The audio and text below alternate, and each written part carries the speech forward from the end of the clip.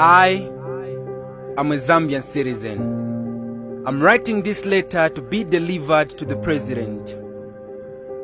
Mr. President, I appreciate your kindness and your love for Zambia. But to tell you the truth, the future is still not safe. The future has been sacrificed. The well-being of my youths has been crucified. We can't speak. Our voice is caged. We fear the cops. The freedom of expression attracts detention. Education has become rigid. The poor cannot be certified. Corruption is still pandemic. Development is still static. Statistics show that more than 50% youths are jobless. Poverty has crossed its elastic limit. It's now plastic. Mr. President, you are no longer a politician.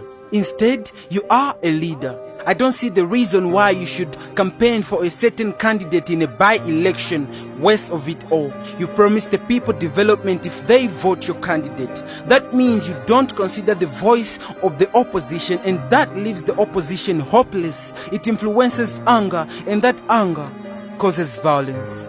I'm not here to challenge you, but I'm simply here to ask you one question.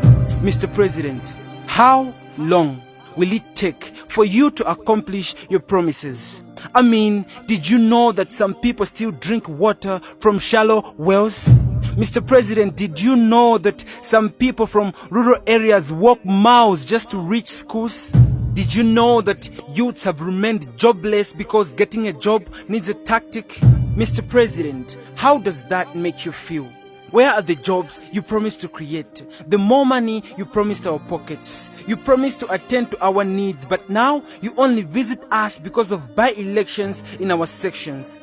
This neglection and rejection brings anger, and anger brings violence. We've had enough of this madness already. I'm afraid of the cops too, but truth must be told. I don't need to be a member of parliament to say our good people need good roads, when millions are spent on upgrading township roads and subways but neglecting to do roads that are of economic value to the country. Visit Chama that supplies rice. The road is a total mess. Toll gates have become useless because millions are missing, and we still have the guts to spend more millions on few people's comfort to make a friendly visit abroad, and the survival of a million people is ignored.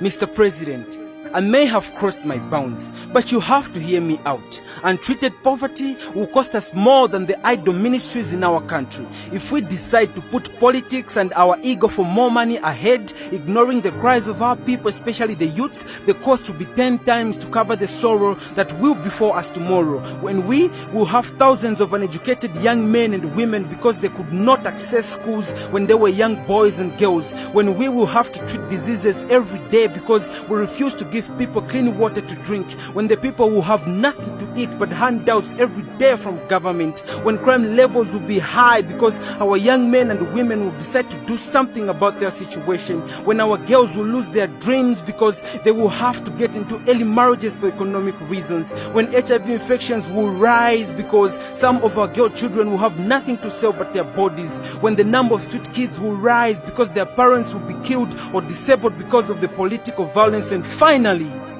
when the poverty gets that high, the poor will have nothing to eat.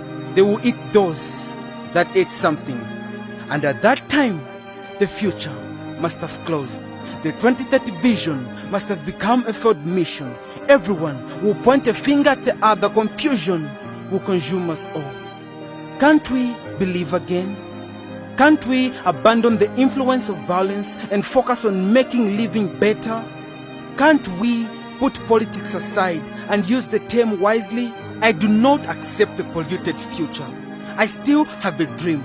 I have a dream that one day Zambia will rise above its challenges. It shall rise like a noble eagle in its flight. We shall reclaim our dignity, our complete freedom and sanity. Politicians will act as leaders without politic minds, and our hearts will say, Ebenezer. This is how far the Lord has brought us. And on that day, every Zambian will see what they can achieve if they vote for leaders and love one another. Yours faithfully. Dear Zambian, this coming election, be it a ward constituency, every other election, do not vote because of some catchy song by your favorite artist. Popeza izo zitibweza kumbuyo. Let us not open doors for politicians to destroy our future. Let us not give our vote to any politician. Instead, let's vote for leaders. Let's vote the future and save the future.